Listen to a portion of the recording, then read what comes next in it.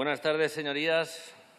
Si les parece, comenzamos con esta comisión de investigación con la presencia y la comparecencia de don Roberto Fernández Llera, síndico mayor de la Sindicatura de Cuentas del Principado de Asturias, a quien agradecemos su presencia esta tarde aquí. De conformidad con lo dispuesto en el artículo 64.4 del Reglamento del Congreso, las comparecencias, como saben, se desarrollan en régimen de publicidad y de conformidad con el acuerdo adoptado por la Mesa de la Comisión en su reunión de 16 de abril de 2024, las comparecencias seguirán el siguiente formato: 10 minutos de intervención inicial del compareciente para el caso de que quiera hacer uso de esta intervención y 15 minutos de intervención en formato de pregunta-respuesta. Al tratarse de comparecencia sujeta a lo dispuesto en la Ley Orgánica 5/1984, se ha trasladado al compareciente la posibilidad de poder comparecer acompañado de la persona que designe para asistirle y, asimismo, esta presidencia manifiesta expresamente su voluntad de salvaguardar los derechos del compareciente reconocidos por el artículo 1.2 de la citada Ley Orgánica.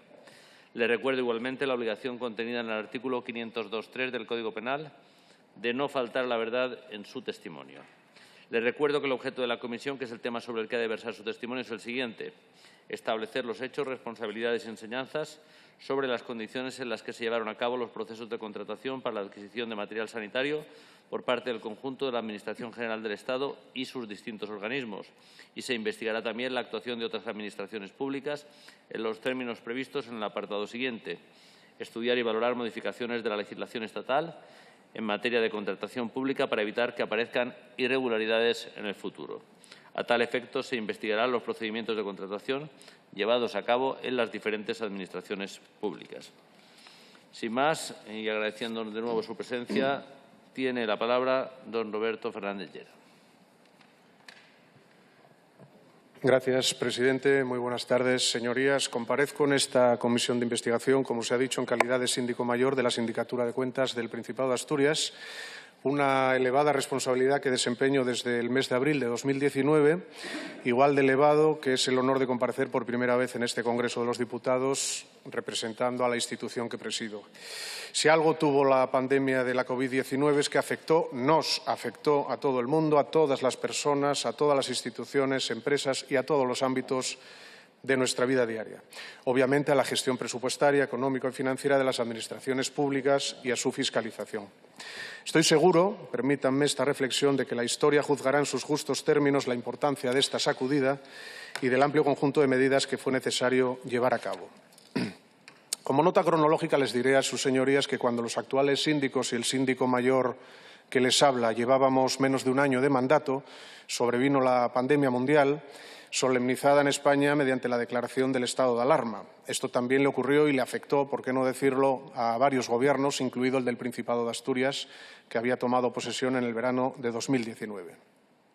La Sindicatura de Cuentas es el órgano de control externo autonómico del Principado de Asturias y está reconocida en su entramado institucional al máximo nivel en el Estatuto de Autonomía, y el órgano fue constituido en abril de 2005, por lo que el próximo año celebraremos nuestro 20º aniversario. Más allá de nuestra comunidad autónoma, la Sindicatura de Cuentas del Principado de Asturias es parte integrante del sistema de control externo español, en pie de igualdad con los otros 12 órganos de control externo autonómicos y, por supuesto, en coordinación con el Tribunal de Cuentas. Me atrevo a decir que somos un ejemplo de eficacia en nuestro Estado de las autonomías, y esto no es casual, sino que es el fruto maduro de muchos años de trabajo, consenso y lealtad institucional. Creo que no está de más recordarlo e incluso reivindicarlo. La Sindicatura de Cuentas actúa con pleno sometimiento al ordenamiento jurídico, goza de total autonomía e independencia funcional para el cumplimiento de sus fines, y nuestro ámbito de actuación, como es lógico, se extiende al sector público asturiano, incluyendo, obvio es, la fiscalización de la contratación pública. Por delimitación negativa, diremos que la Sindicatura de Cuentas no es una oficina anticorrupción ni tiene competencias de prevención del fraude. Nuestro principal producto, por decirlo de alguna manera, son los informes de fiscalización en desarrollo de nuestra propia iniciativa fiscalizadora. Es un trabajo técnico, soportado por las normas internacionales de auditoría, adaptadas al sector público y a España, y con un acervo normativo propio, que son las guías prácticas de fiscalización de los OCEX, elaboradas por una comisión técnica del más alto nivel y aprobadas por consenso en la Conferencia de Presidentes de la Asociación de Órganos de Control Externo Autonómicos. En materia de coordinación con el Tribunal de Cuentas, entre otros muchos aspectos, constato ahora que todos los informes, repito, todos los informes de la Sindicatura de Cuentas se remiten al Tribunal de Cuentas y, en este sentido, hemos firmado hace 10 años un protocolo con la Fiscalía del Tribunal de Cuentas, a través del cual enviamos, a través de un cauce regulado, esos informes para que se examinen en términos de responsabilidad contable, si es el caso, y puedo decir que tras 10 años de aplicación hemos constatado un funcionamiento muy satisfactorio de esta relación. Pues bien, esta comisión tiene en su rótulo los hechos, responsabilidades y enseñanzas en torno a los procesos relativos a la adquisición de material sanitario durante la pandemia. Los hechos son conocidos. Yo solo puedo relatar aquellos en los que puedo aportar información, que es la contenida en nuestros informes. Las responsabilidades no le corresponde juzgarlas a la Sindicatura de Cuentas del Principado de Asturias, menos aún a mi persona. Adelanto, en todo caso, que la Sindicatura de Cuentas no detectó indicios de responsabilidad contable ni de otro tipo de responsabilidades, porque, de haber sido así, lógicamente nuestra obligación hubiese sido ponerlas de manifiesto en los informes. Y con respecto a las enseñanzas, voy a leer el diccionario de la lengua española. Son ejemplo, acción o suceso que sirve de experiencia enseñando o advirtiendo cómo se debe obrar en casos análogos. Pues bien, me quedo con esta idea que me enlaza directamente con las recomendaciones de nuestros informes. A petición de esta comisión de investigación se han remitido por cauce oficial 2 informes específicamente referidos a fiscalización de contratos de emergencia, aunque estaban disponibles en la página web desde diciembre de 2021, que son los referidos a la cuenta general del Principado de Asturias del ejercicio 2020 y el informe complementario a este sobre el resto de unidades que están fuera de la cuenta general y la Universidad de Oviedo. Como bien saben sus señorías, la tramitación de emergencia goza en nuestro Estado de una larga tradición normativa y vocación de permanencia. Podríamos irnos a los tiempos de Bravo Murillo a mediados del siglo XIX, pero por centrarnos en la ley que nos ocupa, la Ley de Contratos del Sector Público de 2017, en su artículo 120 prevé dicha tramitación como un régimen absolutamente excepcional para actuaciones inmediatas debidas a catástrofes, situaciones de grave peligro o necesidades que afecten a la defensa nacional. Creo que nadie discutirá que la pandemia de COVID-19 encajaba en esos parámetros. Por si aún hubiese dudas, el Real Decreto Ley 7/2020 respondió a esa realidad sobrevenida, prolongada en el tiempo, y amplió prácticamente a todo tipo de contratos cualquier tipo de medida para hacer frente a la COVID-19 y a todas las entidades del sector público a la utilización de esta tramitación de emergencia. Cito también, por su importancia, una nota informativa de aquellos momentos iniciales de la pandemia de la Junta Consultiva de Contratación Pública del Estado, donde con muy buen criterio, a mi juicio y a juicio de la sindicatura, se establecían una serie de normas e interpretaciones necesarias en aquel momento de confusión. Además, en el Principado de Asturias se aprobó la resolución de la consejera de Hacienda de 20 de abril, por la que se aprobaron también instrucciones muy concretas sobre contratos públicos en el estado de alarma. En los 2 informes citados se incluyó como objetivo específico y en colaboración con el Tribunal de Cuentas la fiscalización de estos contratos de emergencia. El Principado de Asturias comunicó 524 contratos de emergencia. La muestra, obtenida con criterios técnicos, según el equipo auditor, en función del importe económico y del riesgo de auditoría, ascendió a 166 contratos, lo que nos da una cobertura bastante amplia, que es casi 1/3 del total del universo de contratos de emergencia formalizados. Entre las conclusiones que se podrían citar y que resumo de manera muy sucinta en esta primera intervención, creo que la principal es que los incumplimientos no son generalizados, se limitan a unos concretos expedientes de contratación y, por dar algún porcentaje, en el 22% de la muestra no se establece el plazo determinado de ejecución, en el 1% el inicio de la ejecución de la prestación ha tenido lugar en un plazo superior a un mes, como establece la norma. En la documentación del 4% de los contratos no consta remitida acta de recepción del contrato ni informe equivalente. En el 8% el acta de recepción se emite fuera de plazo. En el 4% no se considera adecuada la tramitación de emergencia por no entender la sindicatura que tienen un carácter excepcional. Y en las unidades que no forman parte de la cuenta general, la totalidad de la contratación de emergencia a raíz de la COVID-19 se tramitó cumpliendo la normativa de aplicación, excepto por un solo contrato donde no quedó acreditada la excepcionalidad. La segunda gran conclusión es que sobre los criterios de determinación del precio y de la adjudicación de los contratos, en el análisis comparativo efectuado no se han advertido diferencias significativas en el intervalo de precios de prestaciones homogéneas, ni tampoco una concentración significativa en la adjudicación de los contratos de un mismo ámbito material. En la determinación del precio y en la selección del contratista, la adjudicación directa ha sido la práctica más utilizada. Creo que no podría ser de otra manera, dado el contexto. Sin embargo, en determinados contratos se han establecido criterios para objetivar la selección del contratista. En unos casos, la adjudicación se ha realizado al contratista de las prestaciones principales que ya se estaban ejecutando y en otros se ha procedido a solicitar varias ofertas por parte del órgano de contratación. Y la tercera gran conclusión es que ya he dicho que la Sindicatura de Cuentas no detectó indicios de responsabilidad contable, me ratifico en ello. El Tribunal de Cuentas sí abrió diligencias preprocesales motu propio y solo por los contratos de emergencia, ese 4%, donde no constaba acta de recepción o equivalente. Eso sí, tras las oportunas comprobaciones y alegaciones, así como el preceptivo informe de la Fiscalía del Tribunal de Cuentas, dichas diligencias fueron archivadas. En nuestros informes, y ya voy terminando, emitimos 4 recomendaciones que creemos bastante sensatas. La primera de ellas es que, en el caso de situaciones de emergencia que se prolonguen en el tiempo, el órgano de contratación, en la medida que resulte posible, valore implementar cauces menos excepcionales que la contratación de emergencia, por ejemplo, la tramitación de urgencia o el procedimiento negociado sin publicidad por razón de urgencia, lo que permite conservar mejor el equilibrio entre el interés público, los principios inherentes a la contratación administrativa y la resolución de una situación urgente o emergente, según el caso. La segunda recomendación nos dice que para mejorar la seguridad jurídica sería recomendable que las contrataciones de emergencia se canalizasen a través de una resolución administrativa expresa del órgano de contratación, previa a la ejecución. La tercera es que, al objeto de facilitar el control de cumplimiento de los plazos que exige la Ley de Contratos, sería recomendable incorporar en el expediente un acta de inicio de las actuaciones. Y la cuarta es que la relajación de los requisitos procedimentales que caracterizan la tramitación de los contratos de emergencia no tiene por qué conllevar la inaplicación absoluta de los principios de transparencia y publicidad. Esto, como reflexión general, creo que sirve. Por ello, aun con posterioridad a la satisfacción de la necesidad que constituyó el objeto del contrato, sería recomendable que se lleven a cabo aquellas actuaciones de formalización y publicidad que la emergencia impidió ejecutar en el momento procedimental ordinario. Esta es el resumen muy acelerado y muy apresurado de los 2 informes que hemos remitido a esta comisión, en los que hemos fiscalizado contratos de emergencia, y desde este momento quedo a disposición de sus señorías. Muchas gracias, señor Fernández. A continuación tiene la palabra por el Grupo Parlamentario Popular el señor Marí.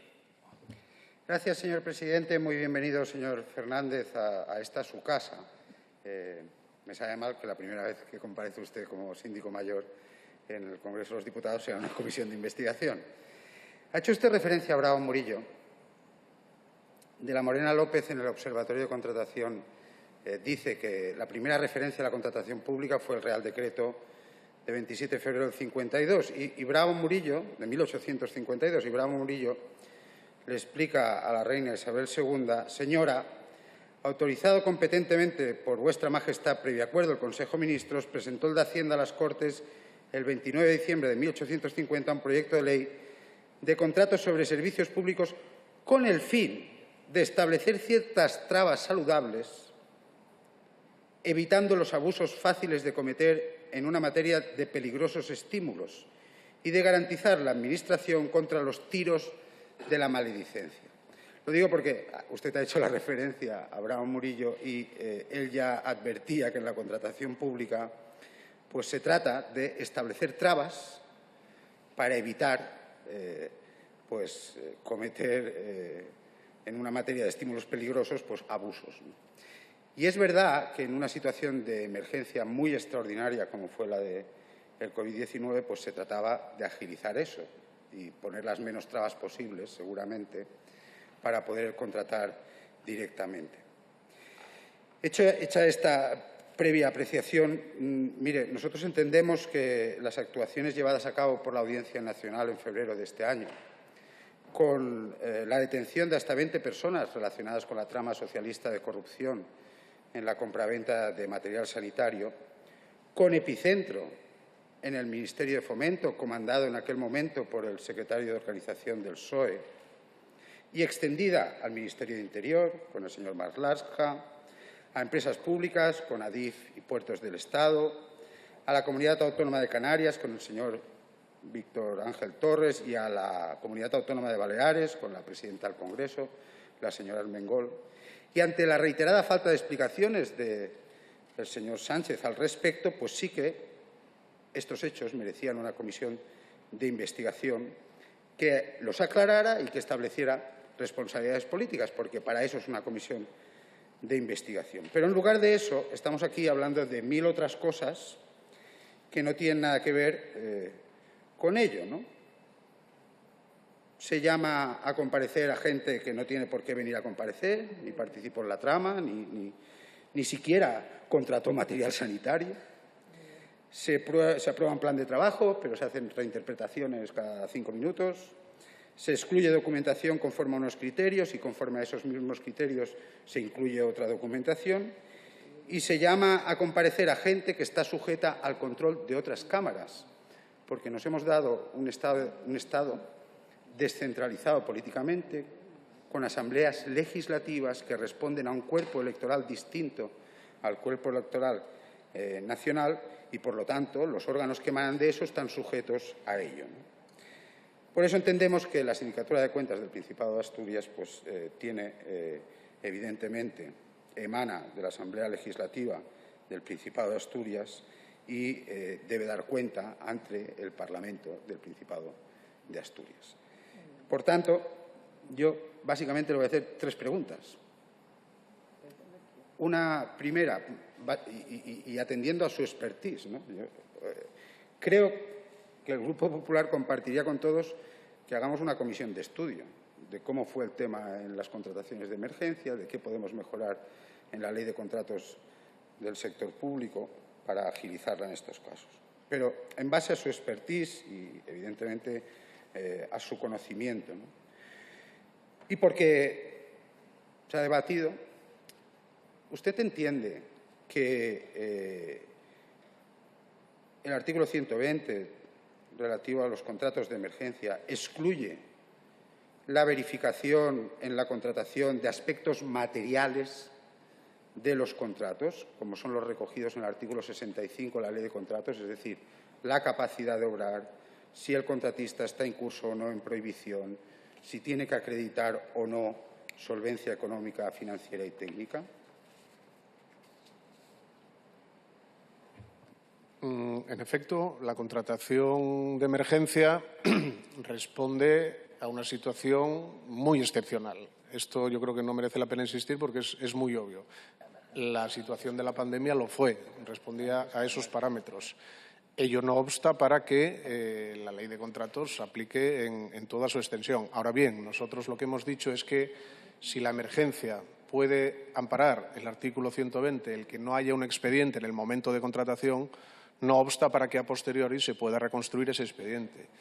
Se pueda, por ejemplo, recurrir a pedir varias ofertas, como he referido también que ha hecho en este caso la Administración del Principado de Asturias, y sobre esas ofertas, que necesariamente han de ser muy ágiles, porque estamos hablando de días, cuando no de horas, para resolver una situación absolutamente inmediata. Y, por tanto, hay que exigir esos criterios que usted, señoría, cita del artículo 65, pero no los vamos a poder exigir en ese momento inmediato. Lo que ha hecho el Principado, y he leído la conclusión del informe en su literalidad, es que se han comprobado, es decir, siendo la adjudicación directa, como no podía ser de otra manera en un contrato de emergencia, el procedimiento más habitual, en determinados contratos sí que se trató de objetivar la selección del contratista. Y esto creo que es una buena práctica. En unos casos, acudiendo a prestadores, a contratistas acreditados, creo que es una buena práctica, y en otros solicitando varias ofertas por parte del órgano de contratación. Esto está reflejado expresamente y ha sido verificado en nuestro informe de fiscalización. Gracias. Otra cuestión que también puede generar cierta discrepancia es que usted ha señalado que al principio, evidentemente, no se forma expediente porque los requisitos formales del 120 son los que son, pero luego viene toda, es verdad, la adjudicación, pero luego viene toda la ejecución del contrato y vienen las diferentes incidencias que puede haber en la ejecución del contrato y en la liquidación de los mismos, ¿no? Y entonces, pues, ¿qué documentos forman parte del expediente contractual en toda la vida de ese contrato, ¿no? Y en este sentido también me gustaría preguntarle en su expertise, ¿no? Si usted considera que un informe sobre la idoneidad o no de lo contratado debe formar parte del expediente de contratación o del cumplimiento de ese contrato y, por tanto, en el expediente de contratación. Yo le contestaría que sí, claro. Es obvio y en el caso de los contratos que hemos fiscalizado en el Principado de Asturias así ha sido, salvo en el 4% donde no se consideró, 4% de los contratos donde no ha constado, a nuestro juicio, a juicio de la sindicatura, el acta de recepción ni otro informe acreditativo de la adecuada prestación. Eso, incluso he dicho, fue objeto de apertura de diligencias preprocesales por el Tribunal de Cuentas, diligencias que finalmente fueron archivadas, porque tanto la Administración del Principado de Asturias como la propia Fiscalía del Tribunal de Cuentas informaron, uno en las alegaciones oportunas durante el procedimiento y otro en su informe ante la sección de enjuiciamiento, respectivamente, de que habían quedado perfectamente acreditadas la prestación en los términos contratados y al precio requerido. Por tanto, no ha lugar la responsabilidad contable y eso quedó archivado. Gracias también. Otra cuestión que también nos preocupa es la de los certificados de buena ejecución de los contratos, porque aquí parece que hay la idea de que eso es un papelito. Y esos certificados de buena ejecución del contrato sirven a las empresas contratistas para acreditar su solvencia en otros procedimientos. ¿Ustedes entienden o qué papel le otorga desde su conocimiento a los certificados de buena ejecución de los contratos? Pues en la línea de mi anterior respuesta, yo creo que es algo similar. Lógicamente, cuando se contrata una prestación, tanto en procedimiento ordinario, en cualquiera de sus modalidades, como fue el caso de los contratos de emergencia, quien contrata, en este caso la Administración del Principado de Asturias, debe tener esas garantías de que la prestación se ha producido en sus propios términos y al precio contratado que sea razonable, ¿no? El concepto de razonabilidad es un concepto auditor, no es un concepto un calificativo que yo utilice aquí gratuitamente, sino que en auditoría el concepto de razonabilidad se mide con unos criterios técnicos. Por supuesto que me parecen importantes y a los efectos que usted pregunta. Y una última pregunta, señor Fernández, agradeciéndole sus explicaciones. Creo que lo ha comentado en su intervención. No han derivado, en el convenio que ustedes tienen con Fiscalía, no han derivado nada de contrataciones en material sanitario del Principado, no les han derivado nada a Fiscalía que ustedes hayan visto que tenían que derivar nada. Y por lo que usted conozca, ¿tiene constancia de que haya habido algún contrato de emergencia de adquisición de material sanitario del Principado, de los que ustedes observaron, que esté siendo objeto de diligencias de investigación en los tribunales o por la Fiscalía española o la Fiscalía europea? Desde luego, fruto de nuestros informes de fiscalización, la respuesta es no.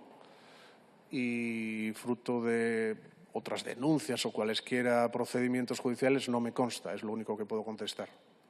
Muchas gracias. Muchas gracias, señor presidente. Muchas gracias, señor Marí. A continuación, tiene la palabra por el Grupo Parlamentario Socialista la señora Álvarez. Gracias, presidente. Buenas tardes, señorías, y buenas tardes, señor Fernández Llera. En primer lugar, agradecer su asistencia y su pedagogía a la hora de las explicaciones. No es un tema que sea fácil y lo ha explicado de una forma que se entiende muy fácil. Antes de meterme de lleno, y como el portavoz del Partido Popular ha comentado y ha hecho un totum revolutum al principio, ¿no? Y ha hablado de trama socialista, bueno, dejar claro que no estamos aquí por ninguna trama socialista, no hay del Partido Socialista nadie que esté en este mismo encausado en un procedimiento que tenga que ver con esto. Eso lo vamos a dejar claro porque decimos una cosa y la repetimos 1000 veces pensando que así se convierte en verdad, pero repetir una mentira no la convierte en verdad, para que lo sepa señor Marí, que lo sepa usted que está aquí escuchándonos y dándonos explicaciones. Eso por un lado. Luego también decía que no entendía qué hacía usted aquí y también hizo una afirmación que lo convierto en pregunta afirmativa, ¿no? Decía que no se contrató en el Principado de Asturias ningún material sanitario. a la vista de los informes, sí que se contrató material sanitario, ¿verdad? Gracias. Es la pregunta-respuesta, pero era obvia, pero como lo dijo, luego que no lo entiende. Sí, lo dijo. Y no entiende ni comparte que comparezcan en esta comisión los presidentes de los órganos de control externo de las comunidades autónomas. Bueno, quizás no lo entiende porque los objetivos que les mueven no sean esclarecer, aprender, analizar las responsabilidades de este suceso que nos ha tocado vivir a toda la humanidad y en concreto a España, sino sus objetivos sean otros y sean enturbiar, utilizar la demagogia política para hacer caer a líderes políticos. Bueno, pues claro, con ese objetivo, traerle a usted, que es un técnico, pues quizás no le parece prudente. Pero a mí, a nosotros, a nuestro Grupo Socialista, que lo único que queremos es ser mejores para emprender mejores en el futuro, mejor gestión cuando nos toque vivir una situación, y esperemos que no nos toque, pero de emergencia, de estar más armados. Le agradecemos muchísimo hoy sus explicaciones, sus recomendaciones y sus enseñanzas. Y aunque parece obvio, y yo le agradezco que usted lo haya dicho, porque en el día de hoy, estamos en junio del año 24, y parece que esto nunca ocurrió, porque tendemos a analizar con los ojos de hoy algo que ocurrió y que nos atemorizó a todos en el año 20. Tendemos a pensar que teníamos la capacidad de evaluación, de reacción, de gestión que tenemos hoy, que lo hemos visto una vez ha pasado. Y hay que decirlo una y otra vez, y le agradezco a usted que lo haya dicho. Nos enfrentamos a un reto inédito para la gestión. Fue una pandemia, nos atemorizó, hizo que fallecieran miles de personas en España y no murieron más porque se hizo muy bien, porque la gestión contra la pandemia se hizo muy bien. Duela quien duela. No en todas las comunidades autónomas podemos sacar el mismo pecho, pero sí es cierto que el Estado respondió y que la mayoría de las comunidades autónomas respondieron. Dicho todo esto y coincidiendo, yo creo que esta situación fue absolutamente extraordinaria, empiezo con mis preguntas. Y para aterrizar en una cosa concreta, le quiero preguntar por la figura del contrato de emergencia. En su exposición ha hecho una explicación, pero yo le quiero preguntar directamente. ¿Usted considera que la utilización de la contratación de emergencia era necesaria? Y unida a esta pregunta, le hago la siguiente, para que tenga para responder, que las dos son del mismo tema. A la vista de la situación, de lo que pone el artículo 120, ¿era ese contrato de emergencia una figura contemplada para estas situaciones? Es obvia la respuesta, pero yo le pido, por favor, que me conteste sí. La contratación de emergencia era necesaria y sí era la figura para atender la imperiosa necesidad de la contratación de los suministros y de todo aquello que se necesitaba para hacer frente y salvar vidas. Bien, le agradezco su intervención. Con relación a la necesidad de contratación de emergencia, en aquel momento yo diría que sí. Digamos que esto admite pocas dudas.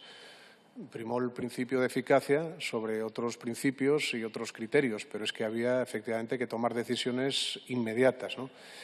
Insisto en la perspectiva histórica que el anterior portavoz también mencionaba y que nos lleva a mediados del XIX, pero que durante todo el siglo XX y por supuesto, la Ley de Contratos vigente, que es de 2017, prevé esta tramitación de emergencia. No es una salida inventada, permítanme la palabra, para la pandemia de COVID-19. Esto está en nuestra tradición normativa española, que no tanto europea, porque es verdad que esto en las directivas de contratación no está explícitamente recogido. Pero en este momento y en esta pandemia mundial, me refiero a los primeros días de aquella pandemia, yo creo que no solo era necesario, sino casi ineludible para un montón de supuestos, ¿no? Por si había alguna duda, y creo que lo he dicho así en mi primera intervención, el Real Decreto Ley 7/2020 amplió esa posibilidad, facilitó esa posibilidad al conjunto de entidades del sector público y prácticamente a cualquier intervención que tuviese que ver con la lucha contra el COVID-19, es decir, en el ámbito estrictamente de servicios sanitarios, pero también en otros, porque pensamos a veces en servicios sanitarios únicamente los que se producen en hospitales como servicios médicos o de enfermería, pero también la limpieza es básica y vaya si lo fue en aquellos momentos. Por tanto, creo que no solo necesario, sino ineludible. Muchas gracias. En esta sesión y en otras se ha dicho mucho sobre este contrato de emergencia, sobre los requisitos. Si se excedió en su utilización, usted acaba de decir que no cabía otra, era ineludible, ¿no? Casi ineludible. Así que en eso podemos, digamos, tener una cosa clara, era casi ineludible porque era la única solución tanto para la compra de suministro, como dice, como para obras, limpieza, cuestiones que nos hacían posible la vida, ¿no? Pero sí se ha puesto en tela de juicio que el precio, la capacidad de obrar, la solvencia de las empresas. Yo a veces incluso me pregunto si esa capacidad de obrar no se pone en tela de juicio siempre, ¿no? Hace unos días veíamos un contrato, recordábamos un contrato de la Comunidad de Madrid que se celebró el 1 de abril del año 20, de 1,5 millones de contratos de suministro sanitario a una empresa agrícola. Y ahí no se puso en tela de juicio esa capacidad de obrar. Pero bueno, vuelta a lo mismo, como siempre se pone en esta comisión cuando interviene un ponente de que haya tenido una gestión, no a ustedes, sino cuando hemos tenido aquí a consejeros o presidentes de comunidades autónomas, se pone en tela de juicio esa capacidad de obrar de algunas empresas que eran las únicas capaces de proporcionar esos materiales.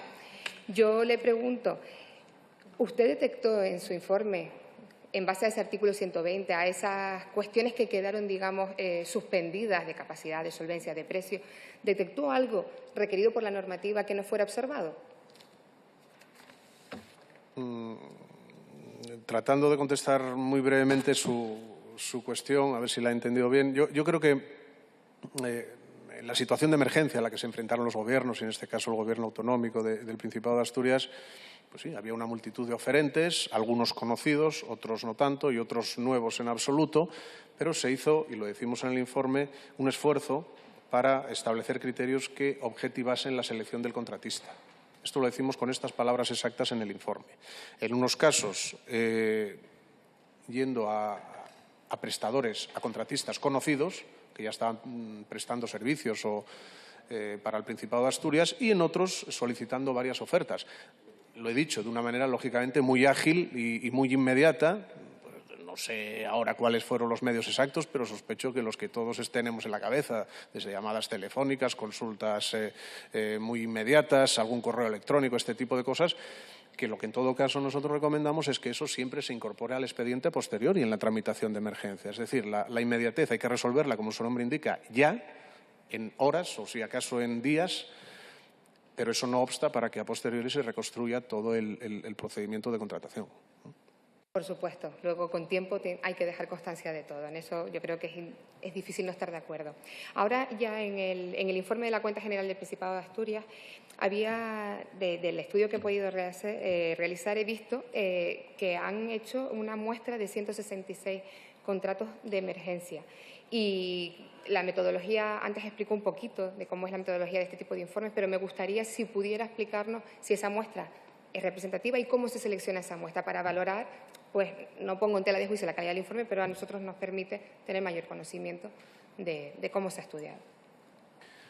Lógicamente, y es una obviedad decirlo, la Sindicatura de Cuentas tiene medios limitados. Nos hubiese gustado fiscalizar el universo completo de los contratos de emergencia, que eran 524, pero hemos utilizado la técnica habitual en fiscalización, en auditoría pública, que es el muestreo. ¿Cómo hemos hecho la muestra? Pues utilizando básicamente dos criterios en este caso. El criterio de la importancia relativa. Hemos tomado todos los contratos de emergencia formalizados superiores a 1 millón de euros, que es una cuantía ya importante. Y, por otro lado, a juicio del equipo auditor, pues en función de las áreas de riesgo identificadas en el análisis preliminar de la información remitida por el fiscalizado. Sobre estos dos criterios estrictamente técnicos hemos llegado a esa muestra de 166 contratos, que es casi una tercera parte, exactamente el 32% del total. Y hemos verificado, pues, desde la justificación de la tramitación de emergencia, los plazos, otros aspectos y plazos de ejecución, el grado de concentración, como ya he referido, y elementos para la formación del precio o el intervalo de precios de las prestaciones homogéneas. Muy bien, muchas gracias. Ha dicho en su intervención y a respuesta de mi compañero y portavoz de que no apreció ninguna circunstancia que tuviesen que poner en conocimiento de la Fiscalía y demás. Una pregunta muy rápida, es decir, entiendo que de no tener eso y las salvedades pequeñas que ha comentado, considera que el Principado de Asturias obró correctamente.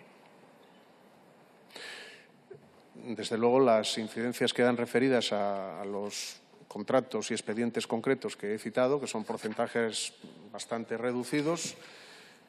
La sindicatura per se no detectó indicios de responsabilidad contable y, además, la conclusión relativa a los precios, la acabo de decir, se han objetivado en la medida de lo posible y teniendo en cuenta aquellas dificultades la selección de los contratistas, así que, hombre, modestamente podríamos decir que sí, la actuación fue adecuada.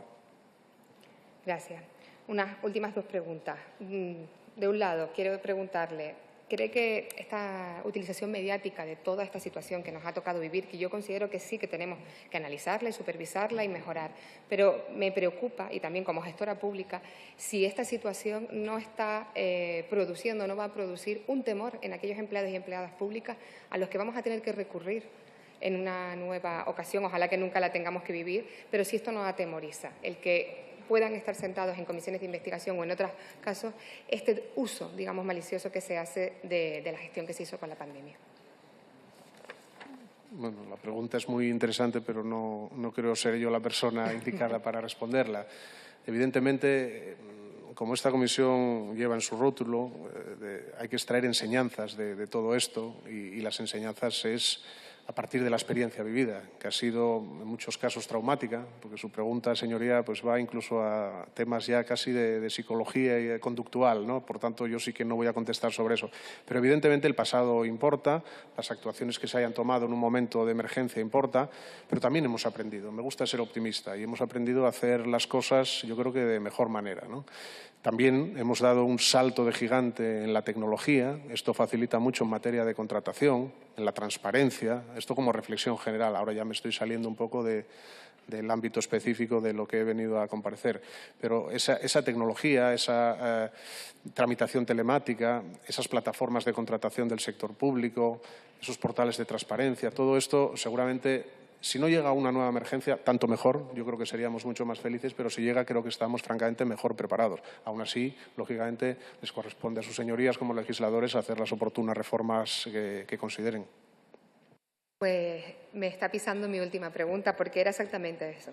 ¿Cree usted que esta Cámara dónde podría trabajar? Es decir, ¿qué mejoras podríamos plantear de cara al futuro desde esta Cámara como diputados del Congreso? ¿Mejoras normativas en la contratación o en otro tipo de mejoras? Le pido que nos ayude a hacer mejor nuestro trabajo. Muchísimas gracias.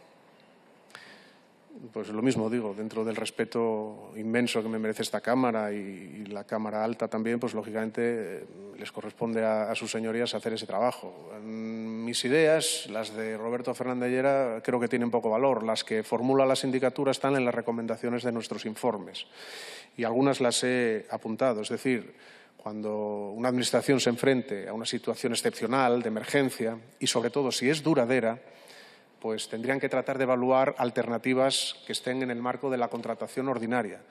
Por tanto, con un expediente debidamente formado, eso sí, hay modalidades que son de urgencia, incluso de extrema urgencia, como algunas que he señalado. La transparencia siempre será buena, es decir, si un expediente no se ha podido construir en el momento inicial, puede reconstruirse a posteriori dando buena cuenta de todo lo que las ofertas que se han pedido, los precios que se han pagado, etcétera, etcétera. Las plataformas de contratación del sector público, la plataforma en singular de contratación del sector público, los portales de transparencia, siempre habrá que darles un impulso adicional. En fin, son muchas tareas, algunas implican al Poder Legislativo, otras a la pura Administración. Por tanto, hay trabajo por hacer, pero repito, quiero ser optimista y yo creo que hemos aprendido mucho de esta experiencia, que fue mala en muchas cuestiones, pero quedémonos también con algunas enseñanzas positivas. Muchas gracias, señor Fernández. Gracias, señora Álvarez. Tiene la palabra a continuación por el Grupo Plurinacional Sumar, la señora Vidal. Bueno, buenas tardes, señor Fernández Llera. Bienvenido a esta que es también su casa. Le agradecemos la comparecencia y yo le quería preguntar, es decir, sus informes y también su comparecencia no niegan en ningún caso la falta de control, de garantías y de transparencia propia, al fin y al cabo, pues de los contratos de emergencia. Un régimen que usted lo decía muy bien, excepcional, en este caso donde se antepone, por decirlo así, la capacidad de reacción inmediata a algunas de las garantías que emanan pues, de otras modalidades contractuales, la burocracia, ¿no? Esa burocracia tan denostrada a veces, pero que puede claramente a veces ralentizar algunos procesos, pero que sin duda da más garantías. ¿Está de acuerdo usted con esto? Yo creo que todo el mundo estará de acuerdo con esta reflexión, sí. Bien. Conociendo los tiempos de los contratos ordinales, ¿cree usted que se hubiera podido reaccionar de forma inmediata a la situación de emergencia que nos encontramos en marzo del 19?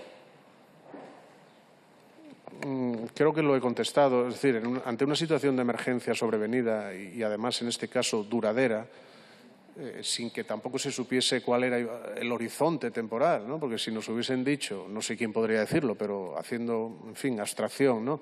Esta emergencia sanitaria va a durar 2 meses, pues seguramente hubiésemos podido planificar, pero claro, no sabíamos el final.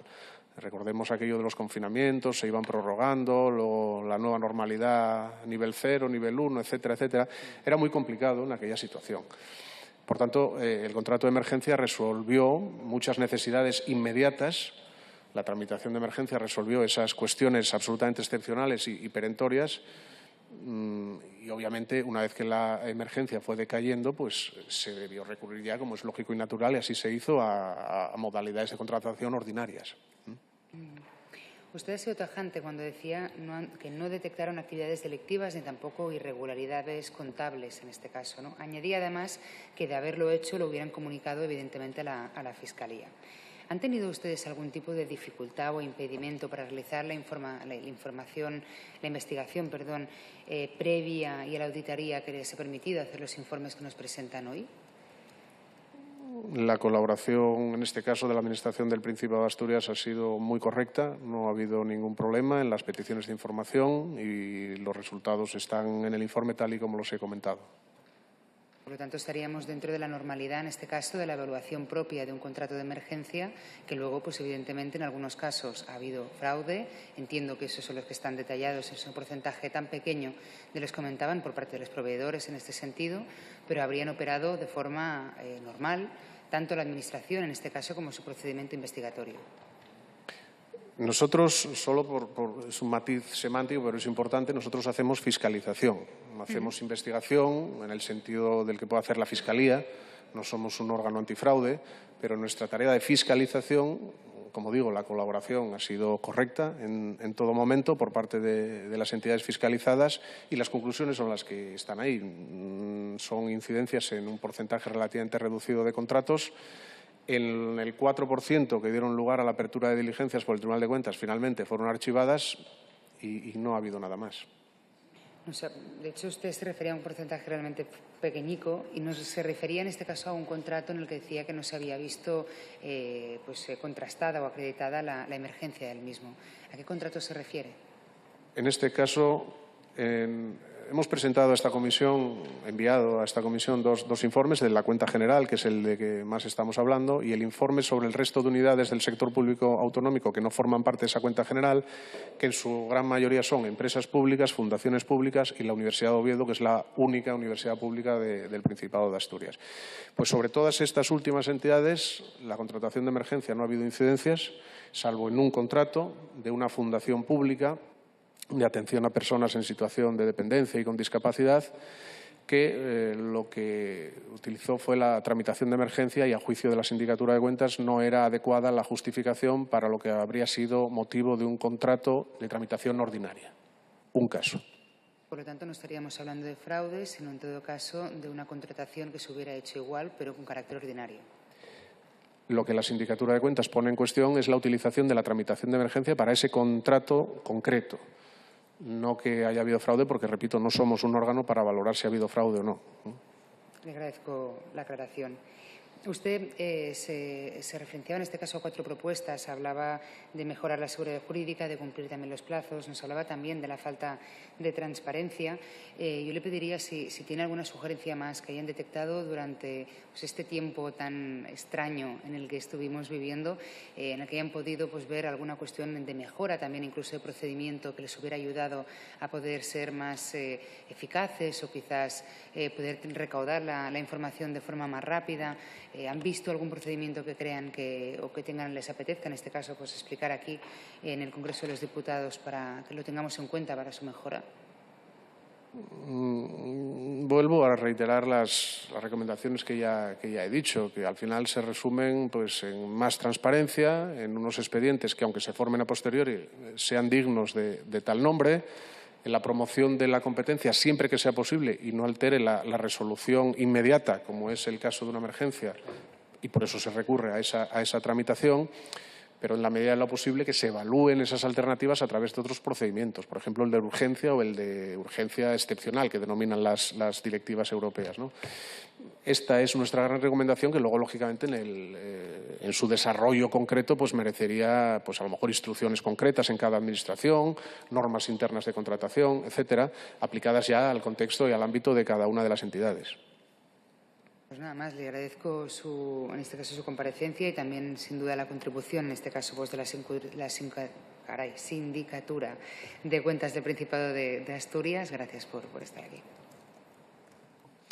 Muchas gracias, señora Vidal. Gracias al señor Fernández Llera por su presencia, por la información aportada y por las respuestas a los distintos grupos políticos, y suspende la sesión hasta las 18 horas.